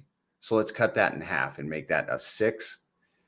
If pTGC does a 6 against PulseChain and PulseChain does 100x, that's a 600x on pTGC, or a 16-cent pTGC. And in my opinion, that's like, it could go up from there. Let's put it that way.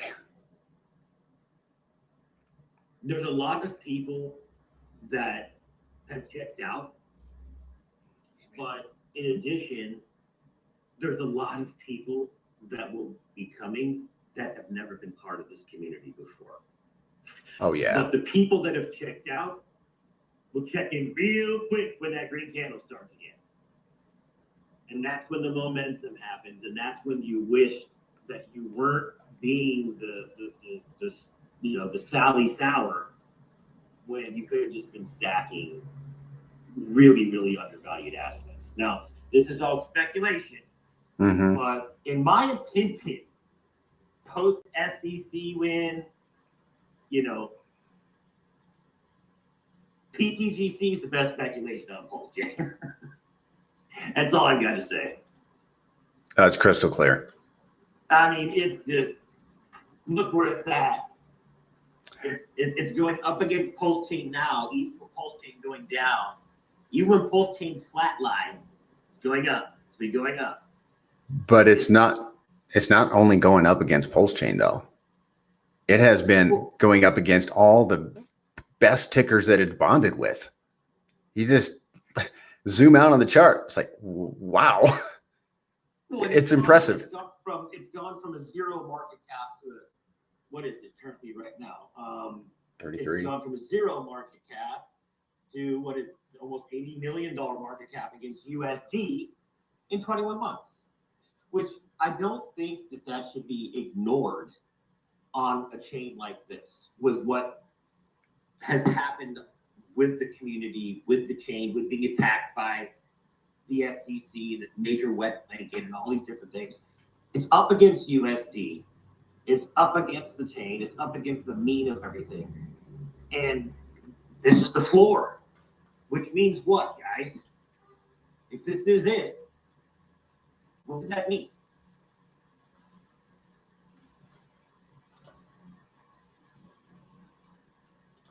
Dead silence. To me, it means anybody getting in now is not literally, but sort of technically getting in at the bottom.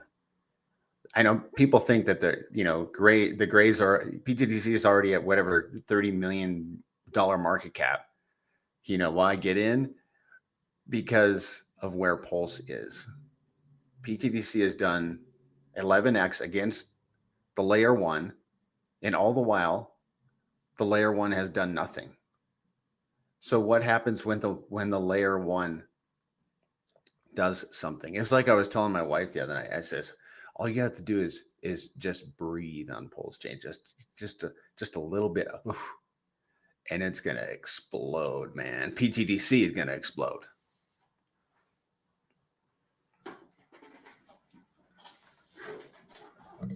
But like I said, that's not financial advice. That's just my opinion.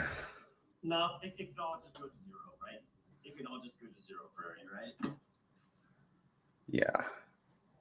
But I do love the fact that what's coming, we haven't even talked about this on this call yet. What's coming, what we hope is coming as a result of this mailer and whatever else Richard Hart is perhaps going to pull off, is going to cause volatility and volume on the chain. That's going to reward all the holders. That's what I'm most looking forward to. I'm going to admit, I love number go up, but I also love the fact that I'm dollar cost averaging every day while I'm out cleaning my garage or doing whatever I need to do. I'm making more tokens, taking tokens off the market into my wallet.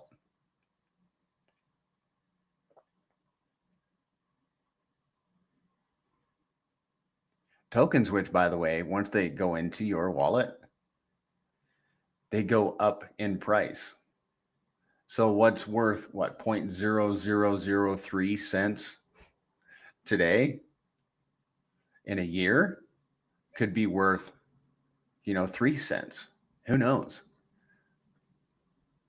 Yeah, but now that's one thing I don't think a lot of people realize is when a market maker does a price fix, right, when they're fixing the price of pTGC into liquidity pools, they're having to buy in one pool and sell into another pool. So the tokens that you end up in your wallet from that event came from the existing liquidity pools.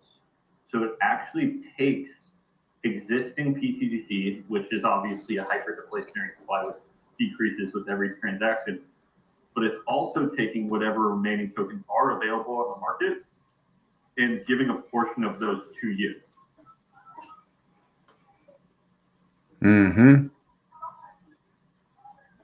And a human doing it, somewhat the same thing, right? They're either buying from existing liquidity pools or they're doing a sell, like leaving the system. But if a portion of those didn't go to you first, they would be going into circulating supply back into liquidity pools anyways. So either way you look at it, it's tokens that were meant to be in liquidity pools, technically, that didn't make it there, that now ended up in your wallet instead. Now you could make the decision to sell them into the liquidity pools if you choose, or you could make the decision to hold it a little bit longer while the supply decreases with every transaction after that one and increase your holdings.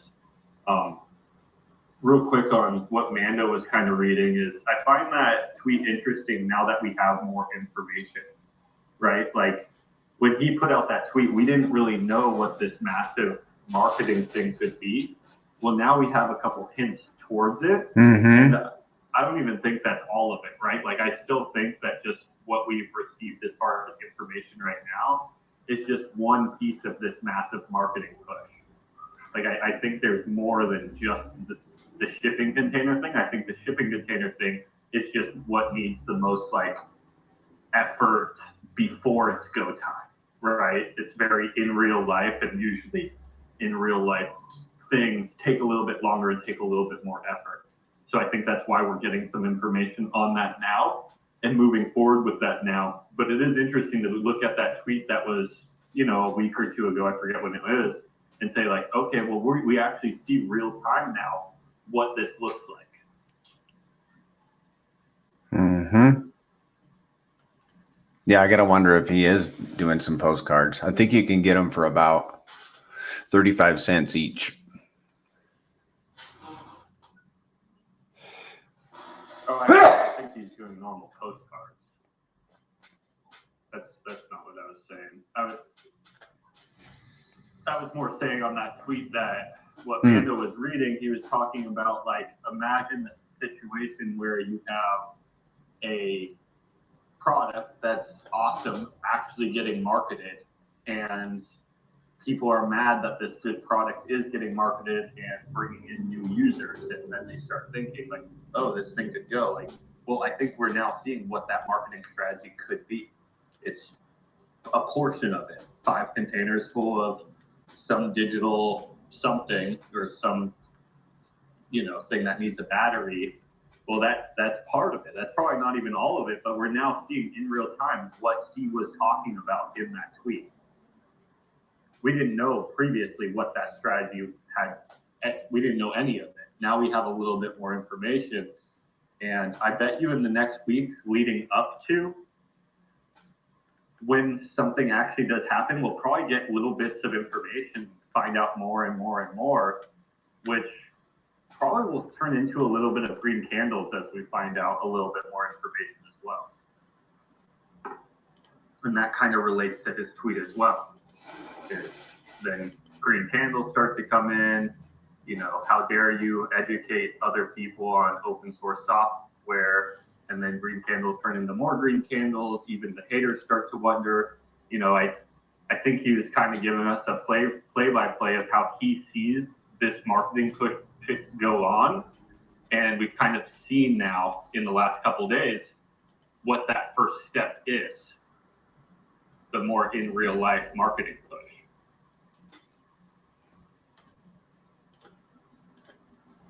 Paul Sack says he thinks Richard is probably doing the Rolex of postcards. Doubt it's something to impress the poor people.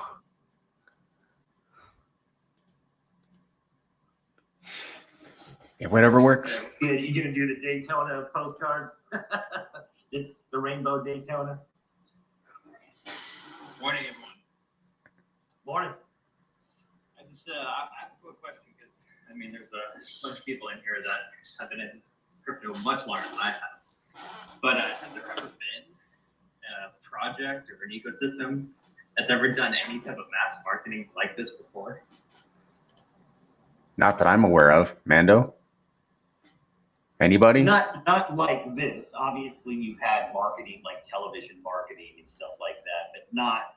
I've never seen anything like this. Never. But were those like the even the television marketing? Was that even more just for like Coinbase or whatnot? I've never actually seen physically any type of like real marketing for a specific ecosystem. Well, there were Hex postcards back in the day, and it was he's talking about like television and stuff like that. Hex was advertised on television at one point.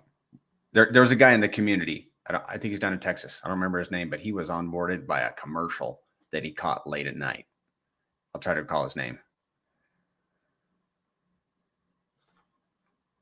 He's a streamer now, by the way. Like, he's a content creator brought in by a Hex commercial. That's crazy. Yeah, I've personally been here from the jump, and I've never seen a Hex commercial, so I don't know.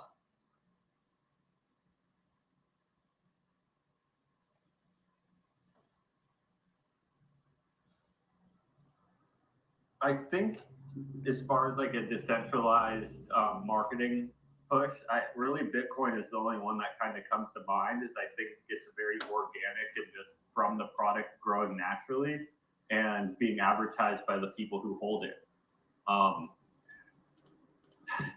tons of media. I'm sure postcards have gone out. Like I would say that's the easiest to compare to. But as far as being such a small asset, like I would consider PulseChain somewhat of a small asset. Like very little amount of people know that it exists. I would say it's probably very much the largest marketing push for the size of the asset, probably ever. Hex Monkey says Crypto Heartbeat was indeed onboarded by a TV commercial. That's him. Well, I think that's that kind of shows how special, of course, what's about to happen, because if the general public have never seen anything but Bitcoin, right, on TV or postcards or whatever. Now the fact that they're going to see something else, especially when markets start to move up, more people are going to want and be driven to something that they see that's being marketed in crypto. Again, not just Bitcoin. And there's so many projects and ecosystems and whatever out there, but none of them are doing any type of mass marketing. I mean, that kind of shows you that more people will definitely be flowing into PulseChain because of this. Real quick. Go ahead, Zach. One thing that I think that really lets our system stand out compared to, like you said, the hundreds of other cryptos out there, not the fact that it's going to be able to be marketed with postcards, but the fact that we have clarity as well legally on this product, which puts us in a group that's very, very small. And the fact that we have one, we should be able to use this, and I believe Richard will use this to his advantage when advertising it to the general public, because that's the first question general people usually have is like, what's the risk here? What's the legal stuff here? I know crypto has some issues. Well, he's already won that, and I believe he'll use that to his advantage. Oh, 100%.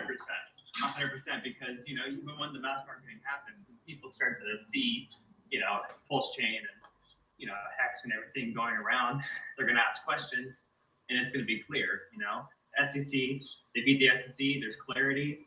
This is a safe protocol to be involved in. And at the same time, when all that's happening and the marketing happens, he's most likely going to start streaming again. And he's going to, start doing more educational courses on why. And people are really just they're going to get all of it. They're going to really understand and really want to put their money somewhere that has clarity, of course, but it's being marketed, it's being everywhere, it's being talked about. It's exciting time. Apologies, by the way, I'm exercising. Oh, good. That's good for you. Get that exercise. Keep that mind focused. I was going to say the other project that comes to mind that gets time slots on CNBC, gets posted on those type of channels with side by side with Bitcoin, that is an altcoin, would be Ripple and the XRP token. They've been doing it for years. And what's interesting about that is, when you have a random person hit you up, I don't know about you guys, but usually when I have a random person hit me up, or a blue collar worker or whatever, they talk about Bitcoin, but they also talk about Ripple. They're like, what do you think about Ripple or XRP? So something they're doing and being spotlighted on the TV and in mainstream media works.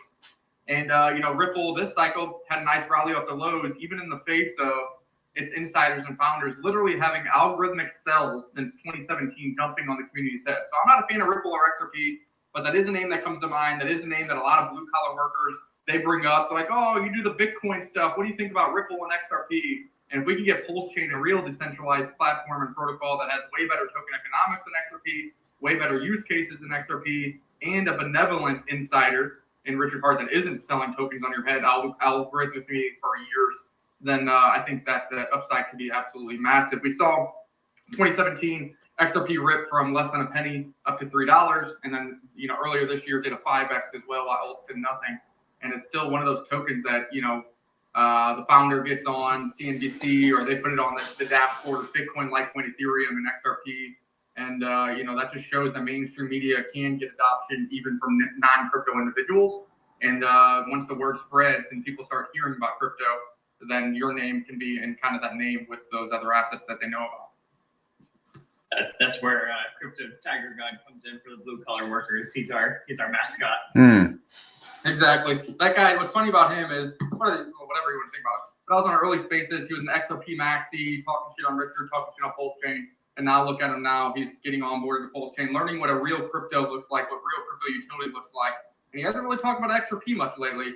That's because once you kind of get wide awake to the reality of the situation there, it's not really an asset that I would want in my portfolio personally, or want to be using either. So it's pretty funny that he's gone a full 360 over the past few months. Paul Sachs says, Crypto Heartbeat got to talk to Richard at a conference. I remember that. RH's reaction when he told him that he was onboarded by that commercial was priceless. And I don't know if you guys noticed this. I'm kind of a numbers person, and so I noticed this. But you know, the battery it's called a CR2025. You know what's unique about that number? From my perspective, it has 5555 built into the number, because 5 is in 20. It's in 20. So you got 5. You got 5 there. No, you got.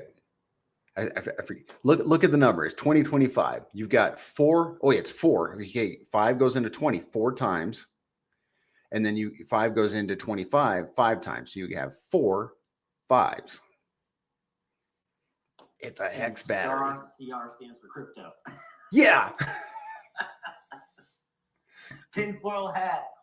PulseChain is the most tinfoil hat. I swear to God.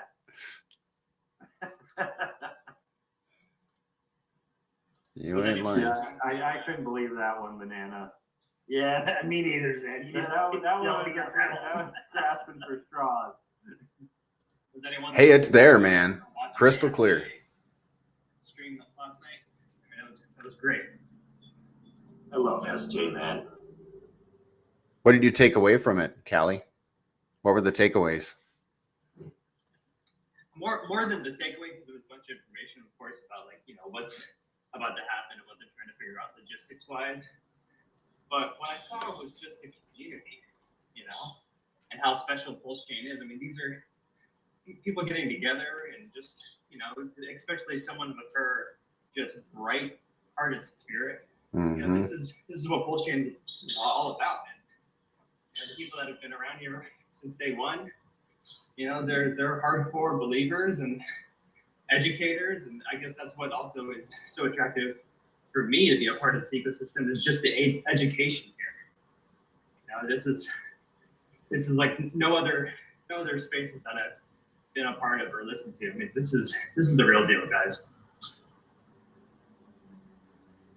Yeah, I agree. I didn't watch the whole thing, but I listened in for like 15 minutes, and it reminded me of some of the YouTube content that was for Hex 4 years ago, right? It felt very, very like it reminded me of what Hex used to be, right? And that's what I loved about it. And it seems like by Richard giving out these hints and motivating people to kind of get to work and shouting out SJ, it's really kind of bringing the community back together to where they were kind of spread out. And I think he'll be able to get this community back together and back to kind of how Hex was in a matter of weeks, because he's kind of shown to really start that in the matter of just a few days. And look, the reality is this, and what's going to happen, and this isn't being biased because we're all, lovers of pTGC, but he's going to call it out, and he's going to tell everyone, if you listen to me over the years, you would have done exactly what pTGC has done. They've done it perfectly, and he's going to give us some praise. He's going to probably do it, of course, after his core coins start to really pump. But at the end of the day, once the cycle's over, pTGC is going to be the mass winner, and he's going to have to shout it out. He's going to praise Zen, the founder, and we all appreciate you, my man. You've done such a brilliant job, and this is just a special time for us. Yeah, I'm not really counting on it, to be honest. I'm not banking on him shouting it out. I know he's not really a fan of Beyond Transaction tokens. Maybe he will give it a shout out, maybe not. I think mechanically it can just do what it needs to do on its own, and that's what's the most important thing. But yeah, I'll take a shout out if I get it. Of course, man. Just take the compliment. Yeah. Hey, this is a good time to remind people to go vote for pTGC and UFO on Pulsefolio. And you can do that once every 24 hours. So if you haven't done it yet today, like I haven't, I'm about to, go do it. I think we're up to about 500 votes on pTGC, or do we have more? I haven't checked today, but we're definitely getting up there. I would like to get us over 1,000 here pretty soon if we can get there and just, you know, really put some distance between us and everything else if we can. We have 562 on pTGC and 337 with UFO. I'll drop that in the chat. Mando, my man, I want to hear an onboarding story because you're the king of that. You got any for me? Well, this week I was supposed to be getting with a big Bitcoin influencer, and he had to reschedule. But we spent 2 hours on the phone, and I'm working real hard to get a pTGC logo on the front of the Lamborghini.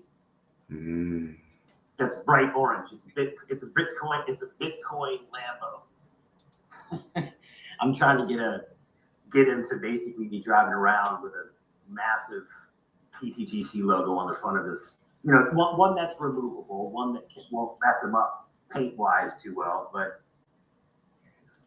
outside of that, right now, my focus has just been on onboarding 4 new people per month. I like to just start off with just 1 per week in the real world, not crypto Twitter stuff, right? So my focus is 1 per week, it's 4 per month.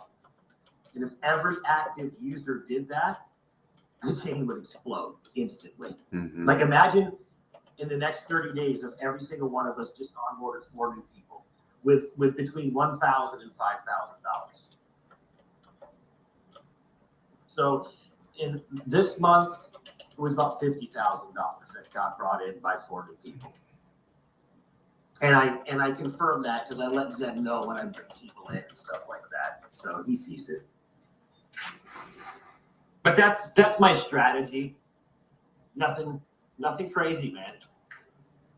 Really nothing crazy. But I do believe that there's a ton of people that would love to learn how to operate on chain that don't have that skill, and it is a skill. You do have to learn it.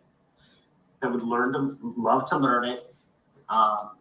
Coinbase, get your ease, get it over, bridge it in, and let's get you into pTGC. And then it just starts the world in crypto. And that's what I suggest for everybody. pTGC is the best performing asset on PulseChain. You own everything on PulseChain with it. If I'm onboarding somebody, it's into pTGC. But yeah, this month was successful. This last month, 50,000 for people.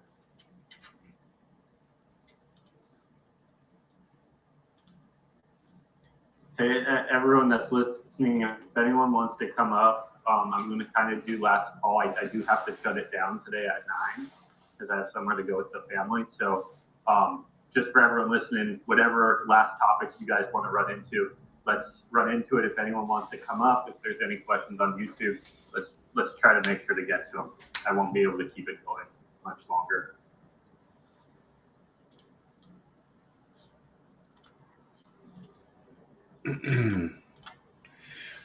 There aren't any new questions on YouTube.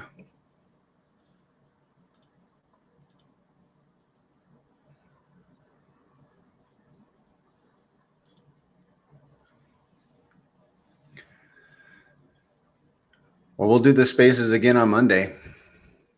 Who knows what might develop between now and then.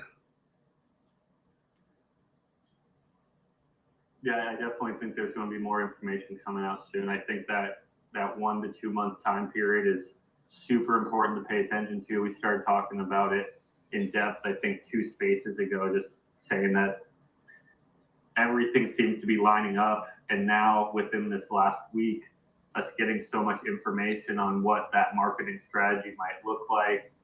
I personally don't see a situation where a marketing strategy of that size takes place and he doesn't help, or even just naturally we get some green on the chart, which is a great marketing piece as well, probably one of the best marketing pieces, along with actually onboarding people from in real life. And the cool thing about onboarding people from in real life is it's not the people that have been here for 4 years. You never know when you're going to onboard, the next big player, the next great community member, someone who actually wants to get involved and help, is active in these spaces with us, adding, a sixth person to kind of chat with us in these spaces. I do believe in the next few months, we'll have a lot of people up here wanting to chat about the protocol, the map. We'll have more data to work off of as the map starts to expand out. And it should start to get really exciting just in every aspect. Yeah. Maybe Richard becomes more active as well. Video wise, obviously, I think if anyone is to educate the new people that are getting onboarded, I think he's a great person to do it. He's obviously the most educated on these things, in my opinion. So if new people are going to learn, I think he's a great resource to learn from. Even if it's not live streams for some reason, some just great recorded videos would go a long way. I think we have that kind of in the pipeline because it's a free thing for him to do. And I think those free videos for him to produce, obviously it takes his time. With new users coming in, could have mass impact with, what his marketing plan obviously costs value. So I don't see a world where he doesn't do some of the free things to him as well to increase the outbound messaging. Because there's probably only so much, if it's a digital postcard, there's probably only so much you can put on that. It's more just to spark their attention. And I would imagine that there's some fresh new videos that they could flow into from that point to kind of finish off the message, I would hope.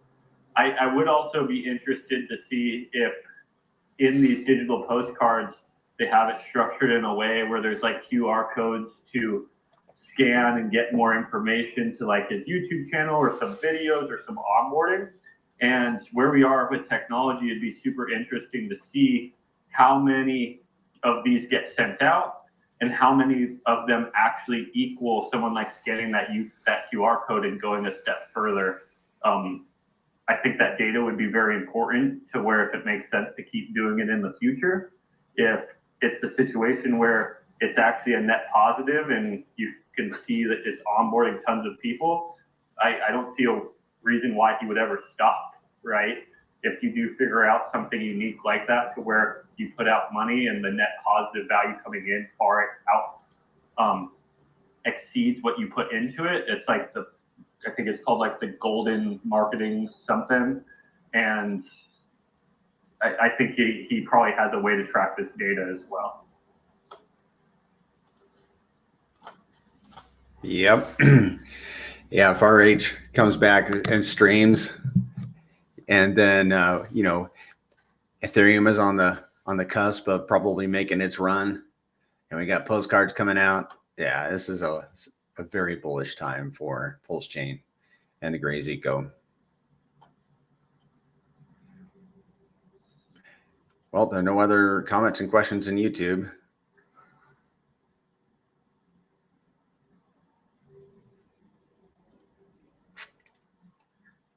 You might call it a day, Zen? Yeah, I'll call it a day.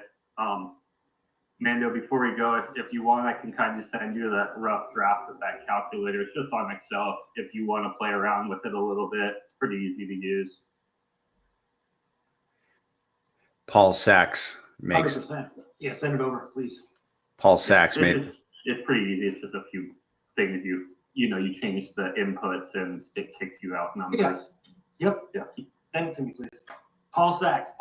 What's his name? He made a very interesting quote. He just said this in the chat. Good way to end the space. Is this where you want to be when Richard Hart comes back? I was thinking about my bags. Well, you got to ask yourself, what has proven to earn your capital on PulseChain? That's it. There you go. Have a good one, guys. My favorite analogy is right now the tide's down super low and pretty much all ships are sitting at the bottom of the ocean here on PulseChain. PulseChain's at all-time lows, pretty much putting everything at all-time lows. But when the value of PulseChain starts increasing and the tide starts to fill back in, you do want to make sure you're on ships that aren't leaking, without holes, that are battle tested, with strong crews. Very easily, you could be sitting on a ship that feels like the same level right now, but once the tide starts to rise, that ship ain't rising up with the tide. It's got tons of leaks and holes. Right now is the best time to look at your portfolio and get into the ships that you think have the best potential to rise with the tides, because they're not all going to rise with the tides. Well, what happens is the tide comes in. They all rise with the tides in that one moment. And then within an hour, all the leaky buckets are back down where they started from. 100%. It's exactly like that. They all just start to fill up, and then they go right back down to the bottom of the ocean. All the ones that are battle tested and actually tight with no holes are up at the top. Everything that isn't, down at the bottom.